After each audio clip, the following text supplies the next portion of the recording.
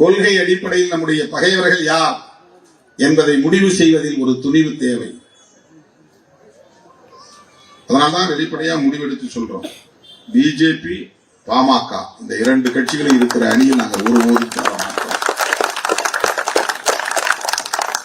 அதிமுகவோடு சேர்வீர்களா? சேரலாம், பிரச்சனை இல்லை. திமுக கூட்டணியில் ஓட்டை விழுந்து விட்டதாக அதிமுக முன்னாள் அமைச்சர் வைகை செல்வன் விமர்சித்திருந்த நிலையில் அதிமுகவுடன் கூட்டணி சேர்வதில் தனக்கு எந்த பிரச்சனையும் இல்லை என திருமாவளவன் பேசியுள்ளது திமுகவினர் மத்தியில் கடும் அதிர்ச்சியை ஏற்படுத்தியுள்ளது.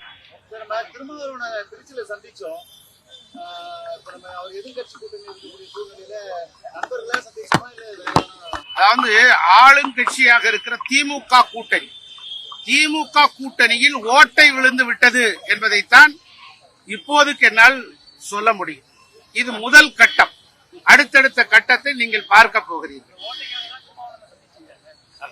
நான் உங்களுக்கு ஒரு அடிக்கோடிட்டு காட்டியிருக்கிறேன்.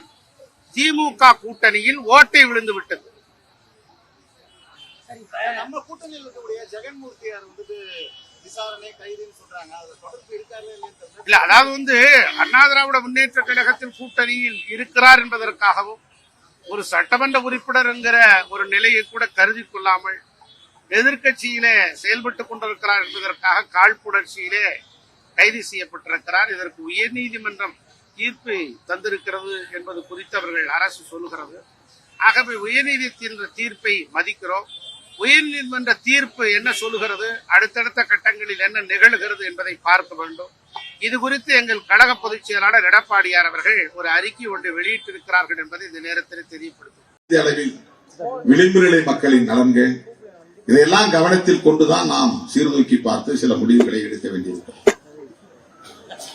அரசியலில் நிதானம் தேவை, சகிப்புத்தன்மை தேவை, பொறுமை தேவை.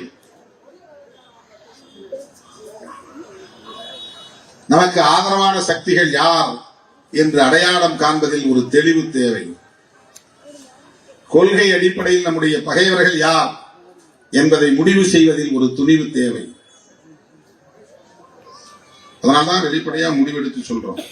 பிஜேபி, பாமக இந்த இரண்டு கட்சிகளும் இருக்கிற அணியில் நாங்கள் ஒருபோதும் சேர மாட்டோம். அதிமுகவோடு சேர்வீர்களா? சேரலாம், பிரச்சனை இல்லை. ஆனால் அதிமுகவோடு பிஜேபி இருப்பதனால் சேர முடியாது. நீங்க இப்படி கதவெல்லாம் சாத்திட்டீங்கன்னா உங்களுக்கு என்ன ஆஃபர் வரும், என்ன உங்களுக்கு பயன் கிடைக்கும்? இங்கேயும் திறந்து வச்சுட்டு அங்கேயும் திறந்து வச்சாதானே நீ ஒழுங்கா இந்த பேரம் பேசலன்னா அந்த பக்கம் போயிருவேன்னு மிரட்ட முடியும். இங்க நீ ஒழுங்கா நான் கேட்கறத கொடுக்கலன்னா நான் இந்த பக்கம் போயிருவேன்னு மிரட்ட முடியும். அப்படி மிரட்டி தானே அரசியல் பண்ணணும். அப்படி ஒரு அரசியல் எங்களுக்கு தேவையில்லை. நாங்கள் அதுக்காக கட்சி வச்சிருக்கோம். அம்பேத்கருடைய அரசியலை மக்களிடம் கொண்டு போய் சேர்க்க வேண்டும், அவ்வளவுதான். 4 பேர் 5 பேர் ஆக்கிட்டா புரட்சி நடந்துட போறதில்லை. 5 பேரை 10 பேர் ஆக்கிட்டதுனால ஒன்னும் புரட்சி நடக்க போறதில்லை. ஜீரோவுல இருக்கிற போதே தாக்கத்தை ஏற்படுத்தியவர்கள் விடுதலை சிறுத்தைகள். ஒண்ணுமே இல்லாத போது தமிழ்நாட்டு அரசியலில் விடுதலை சிறுத்தைகள் யார் என்று திரும்பி பார்க்கக்கூடிய வகையில களமாடியவர்கள் விடுதலை சிறுத்தைகள். இன்றைக்கு எல்லா நிலைகளையும் தாண்டி வேறு வழியே இல்லாமல் திருச்சி திணறியது என்று மீடியாக்களில் எழுதக்கூடிய ஒரு கட்டாயம் ஏற்பட்டுள்ளது.